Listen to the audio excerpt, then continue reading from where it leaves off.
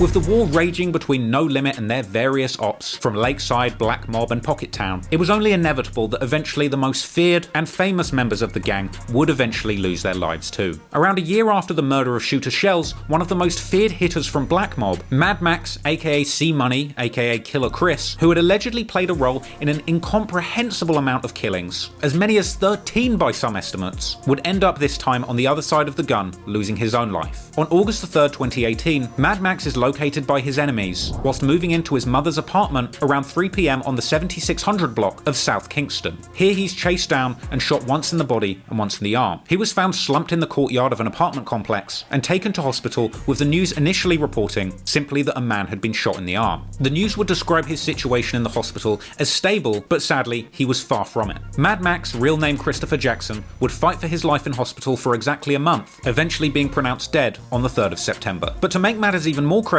after his death the police would claim that a heavily medicated MadMaxx would give a videotaped deathbed confession naming his killer as Hell Rel, real name Terrell Webb, a senior member from Lakeside, with a screenshot of the supposed recorded confession later being circulated by Hell Rel himself, who would label Max as a snitch. However, the cops also claimed to have another cooperating witness and surveillance footage pinning the crime on Rel. And based on their suspicions, cops would initially arrest Hell Rel, catching him with a gun that matched the shell casings found at the scene of Max's murder. But for some reason, he was released without charge at the time, perhaps because MadMaxx was still alive at that point. But then, 11 days after the killing, an attempted murder warrant was issued, and Hell Rel would flee, eventually being tracked down in Iowa and arrested on August the 28th, being held in custody for a few days until MadMaxx died in hospital and the charges were upgraded to full-blown murder. And a video would even circulate online showing Hell Rel react in the interview room the moment detectives told him that his charges would be upgraded to murder. Was done, a gunshot residue kit was done on you. Yes, sir. Ballistics test was done on the gun and the recovered shell casing from the scene. Since then, we've gotten all those results back. Yes, sir. Also, since then, little Chris has died on September 3rd. So now this has become a homicide investigation. So, Detective Carlson here is going to read you your Miranda rights. For the gun or homicide? For a homicide, you said. Yeah, this is now a homicide investigation. So, we'll read you your rights. Hold on. You want a second? Hold on. Well, before we talk to you, say anything, I need to read you your Miranda rights.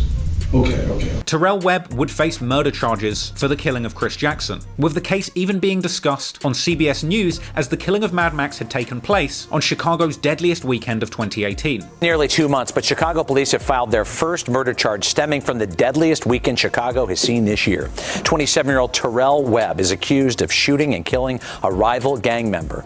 He was charged after a deathbed statement from the victim. It was one of more than a dozen murders the first weekend in August. Hell Rel would post on social media from jail expressing his frustration at facing 45 to life as a result of being snitched on by a man who had supposedly killed many people. He would eventually share messages suggesting that his lawyer has the tape of MadMaxx confessing and that he would eventually reveal it to the world. But Hell Rel would also eventually be released, with the police citing a lack of evidence, much to the delight of surviving KTS members who circulated a statement from Hell Rel branding MadMaxx as a snitch. Hell Rel would also diss MadMaxx on Instagram, showing off a t-shirt reading 150K and a picture of Max holding money, with a caption saying that's the last time he'll touch any money. With this t-shirt apparently being made specially for the music video for his song Self-Explanatory, where he naturally dissed MadMaxx extensively. And eventually Hell Rel himself would even elaborate on the situation in detail in an extended interview with Chris Barnes, saying that he's innocent and that he believed racism played a role in him being accused. I ain't do that shit to blood, man. For real, I'm finna take some time on that shit. Not cause I did, I'm all that. I didn't do it. I mean, for however much anybody want me to have done it. But I'm a black man, I done been locked up several times, man. I know I ain't do it. I know I could beat the shit. Yeah, I know I could beat the shit, but it's still, I'm scared. I'm a young black nigga, you know what I'm saying? And then every time you pick the jury or the judge always white, no matter what, you know what I'm saying? That's against me. Then you pick a jury, they always white or whatever, you know what I'm saying? So it just, the probability, I don't like the probability. I ain't my, you know what I'm saying? And Even though I ain't do it, like, you know, God got me, man. In the end, Hellrell would end up being sentenced to 10 years for involuntary manslaughter in the case of MadMaxx. Either way you look at it, No Limit's top killer had been taken out of action. This was a devastating loss, and surviving No Limit members would mourn Max's death incredibly hard. Herbo and other affiliates were seen at his funeral, shedding a tear as they saw off their No Limit brother, and posing for pictures in front of his headstone. In fact, several people would do the KTS pose with a hand over their mouth and gun fingers to their head next to Max's grave, an apparent reference to Max having allegedly played a role in killing KTS VOD. After his death, various No Limit members posted on social media memorializing the loss of MadMaxx, as well as bragging about the many murders that he had supposedly committed. And following his funeral, No Limit members even paid for a plane to fly over Terrortown, holding a banner that says "C Money, NLMB for life." Herbo would later release a song called "Standing in the Rain, MadMaxx," dedicated to his friend,